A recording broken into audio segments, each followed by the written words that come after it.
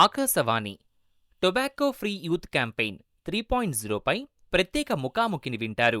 అతిథి డాక్టర్ శ్రీకంఠి రఘు గారు, superintendent government hospital for chest and communicable diseases, Guntur. పరిచయకర్త రావుల సాయి గిరీష్.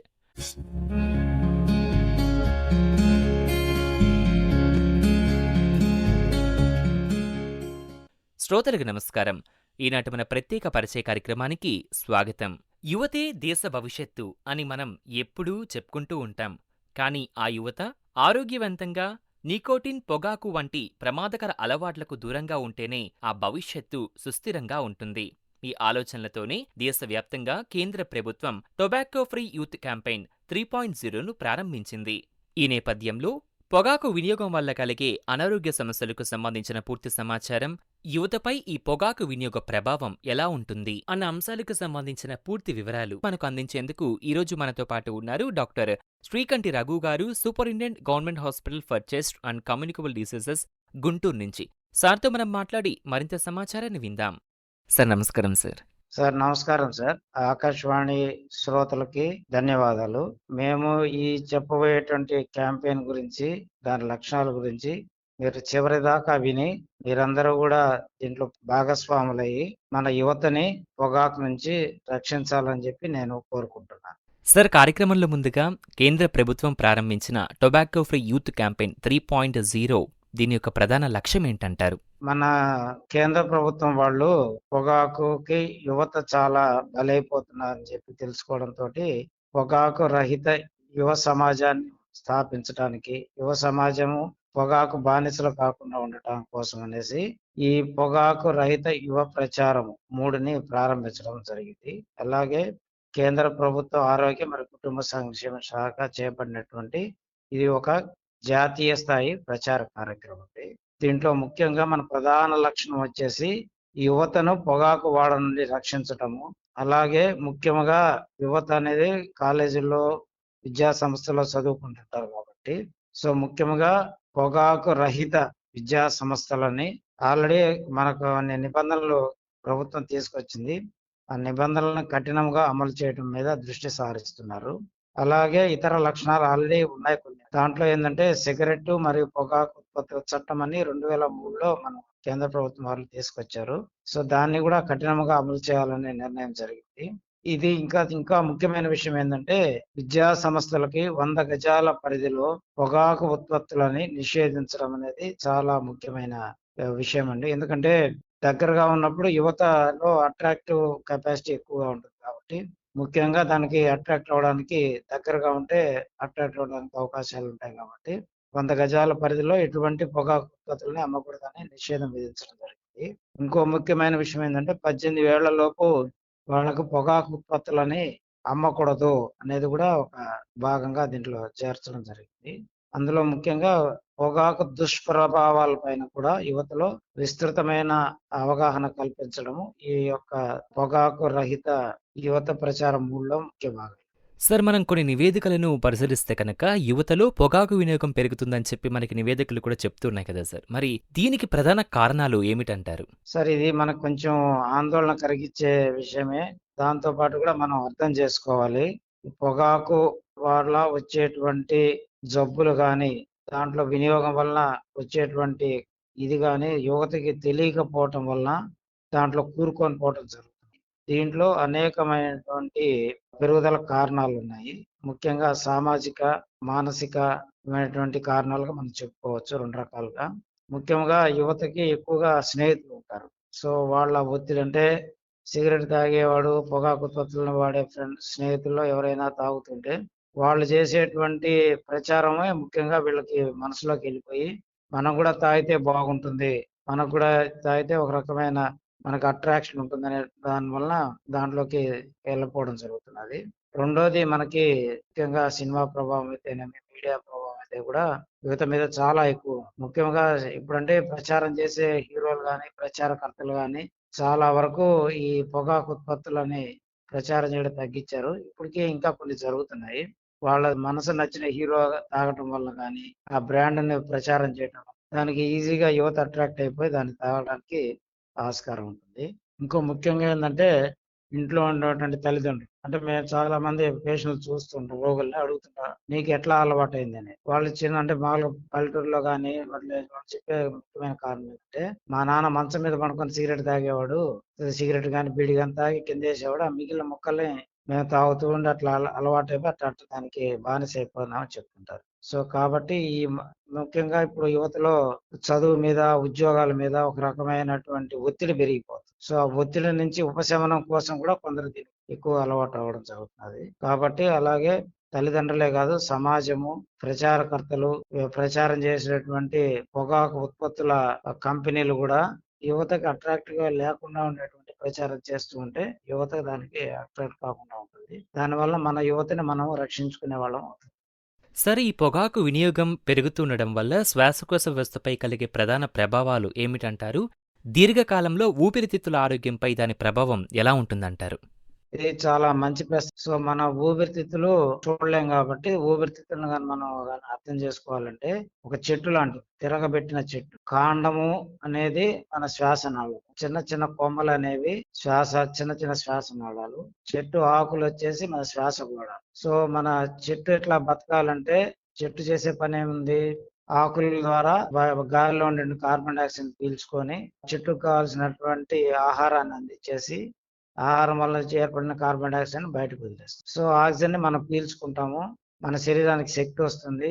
మనం కార్బన్ డయాక్సైడ్‌ని బయటకు వదిలేస్తాం. సో, అట్లే చెట్టు ఆకులు ఎప్పుడైతే చెట్టు మోడుకోరుతుందో ఆకులు లేకుండా చెట్టు కూడా నీరసించి ఎండిపోతుంది. అట్లాగే ఈ పొగ ఏం చేస్తుంది ఊపిరితిత్తులోకి వెళ్ళిన తర్వాత ఆ చెట్టుకు ఆకులు ఎంత ప్రాణమో అలాగే మనిషికి కూడా శ్వాసగోళాలు కూడా అంతే కొమ్మలు, ఆకులు దానికి ఎట్లా ప్రధానమో శ్వాసనాళాలు, చిన్న చిన్న శ్వాసనాళాలు, శ్వాసగోళాలు గూడా మన ఊపిరితిత్తులకు అంతే. ఎప్పుడైతే పొగలు పీల్చడం వల్ల నేరుగా పొగ ఒక్కటే మన కళ్ళకు. ఆ పొగలో రకరకాలైన రసాయనాలు, రకరకాలైనటువంటి క్యాన్సర్ కారకాలు, వేడి సో, ఇవన్నీ లోపలికెళ్ళిన తర్వాత మన ఊపిరితిత్తుల్ని ఉక్కిరిబిక్కిరి చేసేస్తాయి. సో, ఊపిరితిత్తులో ఒక రకమైన మార్పులొస్తాయి. ఆ మార్పులను అర్థం చేసుకోవాలంటే చిన్న ఉదాహరణ మీకు చెప్తాను.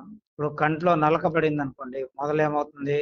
కంట్లో నీళ్లు కారుతూ నలక తీసేయకపోతే కొంతసేపటికి కన్నంతా ఎర్రబడి ఇంకా తీసేయలేదనుకోని కంటి చుట్టూ వాపొస్తుంది. అట్లాగే పొగ ఎప్పుడైతే మన శ్వాసనాళాల్లోకి, శ్వాసగోళాల్లోకి వెళ్తుందో అదే రకమైన చర్యలు లోపల ఊపిరితిత్తులో కూడా జరుగుతాయి. శ్వాసనాళాలు ఎర్రబడటం, ఉబ్బిపోవటం, ముఖ్యంగా శ్వాసనాళాల్లో ఉన్నటువంటి మన బ్రష్‌లో చూస్తుంటాం కదా! శ్వాసనాళాలు సన్న సన్న బ్రష్ మాదిరి ఉంటాయి. దాన్ని సీలియా అంటాం. ఈ వేడికి, ఆ పొగకి, ఆ రసాయనాలకి ఆ సీలియాన్ మాడి మసైపోతుంది. అప్పుడేమవుతుంది మన ఊపిరితిత్తులకి రక్షణ వ్యవస్థ పోతుంది. ఎప్పటికైతే ఊపిరితిత్తుల రక్షణ వ్యవస్థ పోతుందో దాంతో పాటు ఈ లోపలికెళ్ళే రసాయనాల వల్ల అయితేనేమి, లోపలికెళ్ళే క్యాన్సర్ కారకాలైతేనేమి ఊపిరితిత్తులో మార్పులొచ్చేసి దీర్ఘకాలికంగా ఊపిరితిత్తులు మనకి ఆక్సిజన్ అందించలేని పరిస్థితి ఏర్పడుతుంది.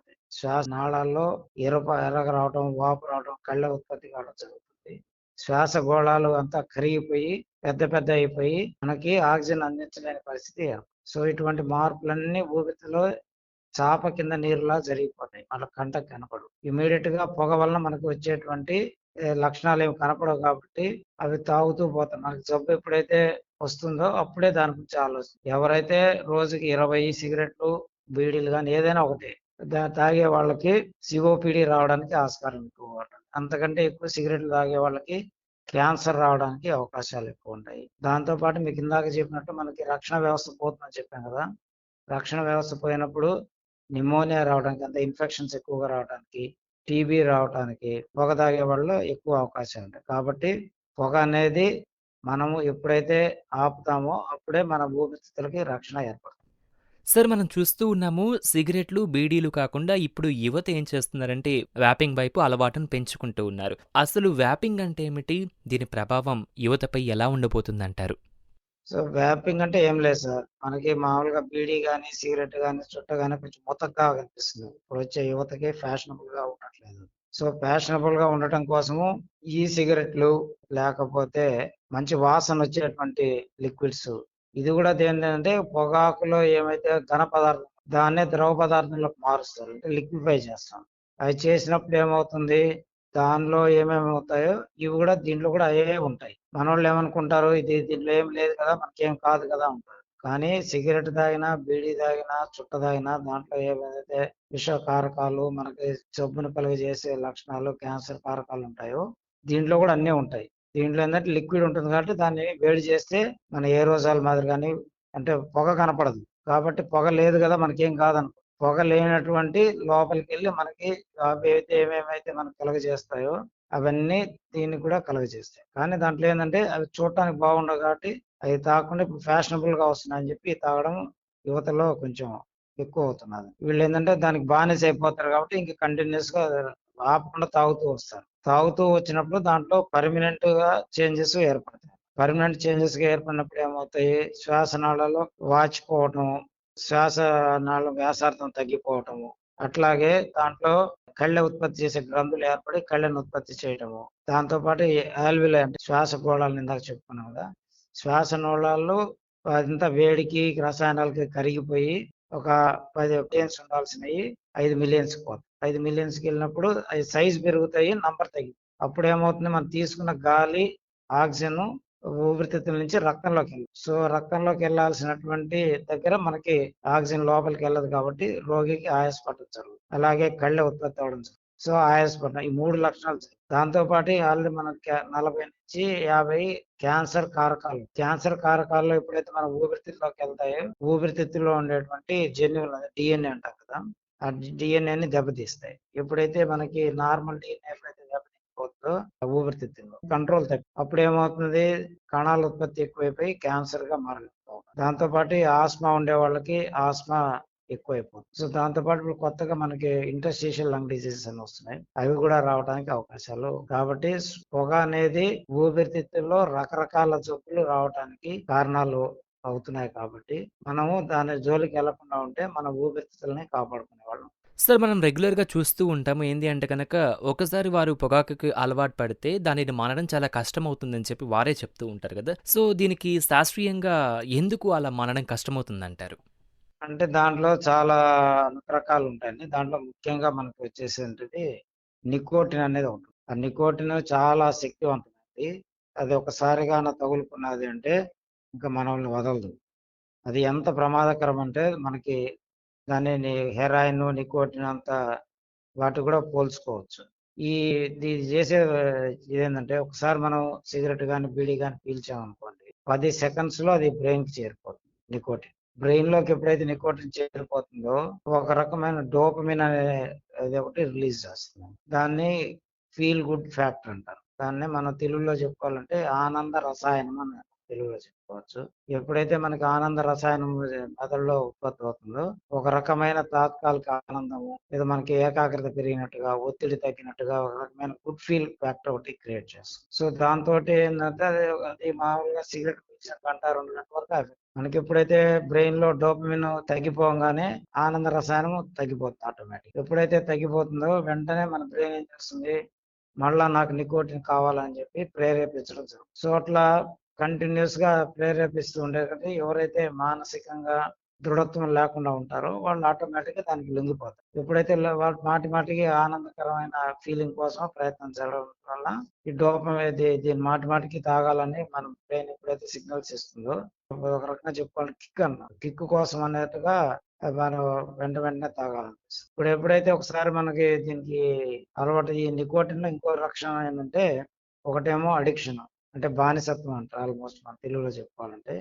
రెండోది ఏంటంటే నికోటిన్ ఎప్పుడైతే మనకి బ్లడ్‌లోకి వెళ్తుందో బ్లడ్‌లో కొలెస్ట్రాల్‌ని ఎక్కువ చేస్తుంది. కొలెస్ట్రాల్ ఎప్పుడైతే మనకి రక్తంలోకి ఎక్కువ వస్తుందో మన శరీరంలో అతి ముఖ్యమైనటువంటి భాగాలకి సన్న రక్తనాళాలు ఉంటాయి. ఎప్పుడైతే కొలెస్ట్రాల్ ఎక్కువైపోయి ఆ సన్న సన్న రక్తనాళాలని చంపేస్తుంది. అంటే బ్లాక్ చేసేస్తుంది. దానివల్ల ఏమవుతుంది?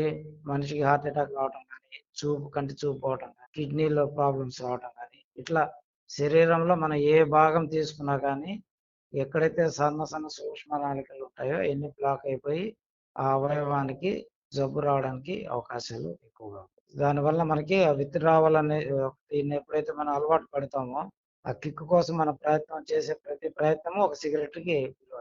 సార్ మీరిప్పుడే చెప్పడం జరిగింది పొగాకు వినియోగం వల్ల తాత్కాలికంగా శక్తి పెరుగుతుందనేది అపోహ మాత్రమే అని.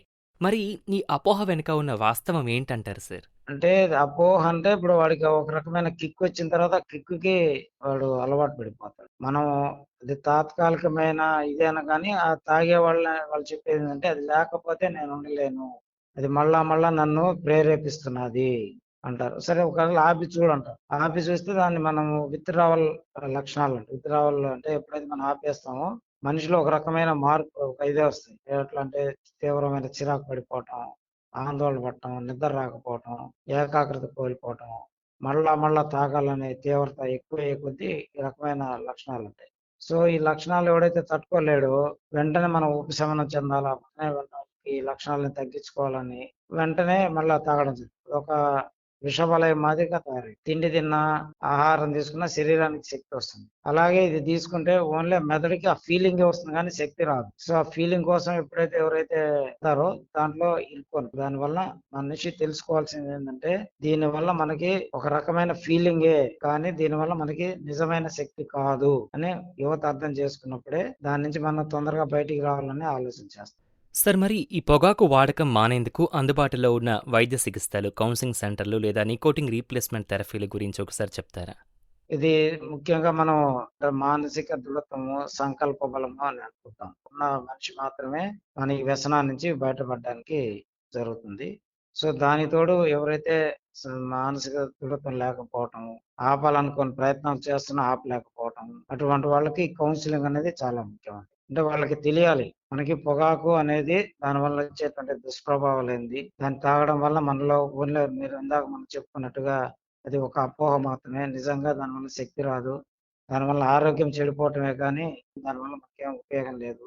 సో, అలా స్లోగా చెప్పుకుంటూ పోతూ ఉంటే, దానికి సంబంధించి వాళ్ళకి ఐడియా వస్తుంది. ఓహ్! మనకి ఓన్లీ మనం ఒక ఇల్యూషన్‌లో మనం బతుకుతున్నాము. దాని నుంచి మనం బయటికి రావాలి అనేది వాళ్ళు తెలుసుకుంటారు. దాంతో పాటుగా ఎప్పుడైతే మనకి క్రేవింగ్ అంటారు. ఎప్పుడైతే మనం తాగాలని మనసు ఎప్పుడైతే లాగుతుంటుందో, అప్పుడు కొన్ని చిన్న చిన్న ప్రత్యామ్నాయ పనులు చేయడం. నీళ్లు తాగటం గాని, మనకి ఇప్పుడు అక్కడ కూర్చున్న చోట నుంచి లేచి కొంచెం నడవటం గాని, ఒక 4, 5 సార్లు బాగా గాలి పీల్చుకొని వదలటం గాని, అట్లా చేస్తూ ఉంటే మనకి ఓ రకమైన కిక్ నుంచి మనం బయటికి వస్తాం. అంటే మన మనసుని వేరే దాని మీద మళ్లించుకోవాలి. మళ్లించుకున్నప్పుడు మనకి తాగాలన్న ఉత్సుకత మనకి తగ్గిపోవడానికి అవకాశం. సో, ఎన్ని ప్రయత్నాలు అయిపోయినా గానీ, ఇంకా దాంట్లోంచి బయటికి రాలేకపోవటం అనేది జరుగుతుంది కొందరికి. వాళ్ళకి నికోటిన్ గమ్స్ కానీ, ప్యాచెస్ కానీ అని ఇవ్వడం జరుగుతుంది. ఏవి గూడా గానీ డాక్టర్ సలహా మేరకే తీసుకోవాలి. అంటే వాళ్ళు తాగే దాన్ని బట్టి డోసు నిర్ణయించరు. అంటే 20 సిగరెట్లు తాగే వాళ్ళకి ఒక 2 ఎంజీ, ఇంక అంతకంటే ఎక్కువ తాగేవాళ్ళకి 4 ఎంజీ అట్లా డాక్టర్లు చేస్తూ ఉంటే, వాళ్ళు చెప్పేదాన్ని బట్టి అంటే డాక్టర్లు ఆ డోస్ చేయడం జరుగుతుంది. ఎట్లా వాడాలో తెలుసుకున్న దాని వలన దాంట్లో గూడా నికోటిన్ అనేవి ఉంటాయి. కానీ తక్కువ మోతాదు. దాంతో పాటి తారనేది ఉండదు. సో, కాబట్టి లో డోస్‌లో ఇస్తాం. ఎందుకంటే హై డోస్‌లో లో డోస్‌లో ఇచ్చుకుంటూ తగ్గించుకుంటూ వచ్చి పూర్తిగా ఆపేసి మనిషి ఆపడానికి సహకరించడం జరుగుతుంది. అట్లాగే ప్రభుత్వం వారు జాతీయ పొగాకు నియంత్రణ కార్యక్రమం కింద చాలా అన్ని ప్రభుత్వ జిల్లా ఆసుపత్రుల్లో, కమ్యూనిటీ హెల్త్ సెంటర్స్‌లో, మెడికల్ కాలేజ్‌లో పొగాకు విమోచన కేంద్రాలు దాన్ని టొబాకో సెసేషన్ సెంటర్స్ అంటారు. వాటిని ఏర్పాటు చేశారు. దాంట్లో గూడా డాక్టర్స్‌కి, కౌన్సిలర్స్‌కి అందరికీ ట్రైనింగ్ ఇవ్వడం జరిగింది. సో, వాళ్ళ చేత ఉచితంగా కౌన్సెలింగ్ ఇప్పించడము, ఉచితంగా మందులు ఇప్పించడము. సో, మనిషి దాని నుంచి పూర్తిగా బయటపడేదాకా ఫాలో అప్ చేయటము. అన్నీ చేసి మన యువతని పొగాకుల్లో నుంచి బయటపడడానికి ప్రయత్నాలనేవి జరుగుతున్నాయి. సార్ ఈనాటి మన కార్యక్రమంలో చివరగా పొగాకు రహిత భవిష్యత్తు కోసం యువతకు మీరు ఇవ్వదలుచుకున్న సందేశం ఏమిటి సార్? మన ఆకాశవాణి శ్రోతలకి, యువతకి చివరగా చెప్పేది ఒకటే. పొగాకనేది ఒక తాత్కాలికమైన కిక్కు కోసమే. మీరు మీ శాశ్వత ఆరోగ్యాన్ని, మీ భవిష్యత్తుని దీనికి పణంగా పెట్టవద్దు. అలాగే ఈ భయంకరమైన ఉచ్చులో మీరు ఇరుక్కోవద్దు. ఒకసారి ప్రయత్నిస్తే ఏమీ కాదు అనే స్నేహితుల మాట విని, మీ జీవిత కాలాన్ని మీరు నాశనం చేసుకోవద్దు. అలాగే మీ లక్ష్యాలు మీ లక్ష్యమేంది?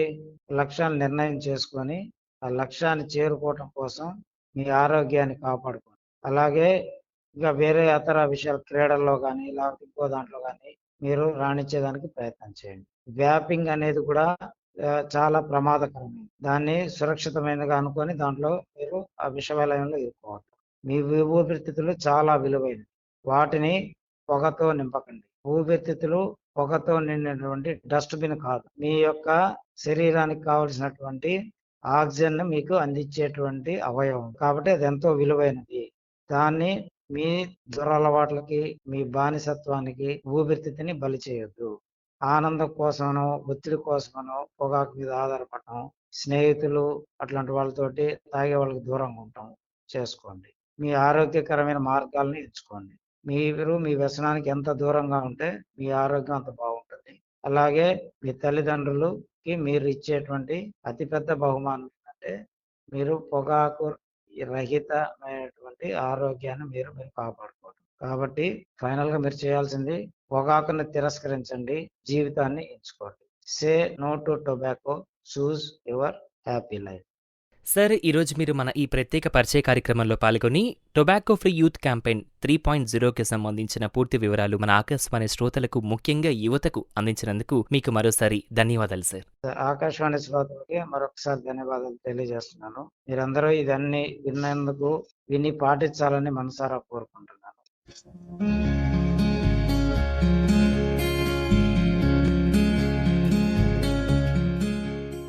ఇంతవరకు టొబాకో ఫ్రీ యూత్ క్యాంపెయిన్ 3.0పై ప్రత్యేక ముఖాముఖిని విన్నారు. అతిథి డాక్టర్ శ్రీకంఠి రఘు గారు, superintendent government hospital for chest and communicable diseases, Guntur. పరిచయకర్త రావుల సాయి గిరీష్. ఈ కార్యక్రమం ప్రాంతీయ వార్తా విభాగం, ఆకాశవాణి విజయవాడ కేంద్ర సమర్పణ.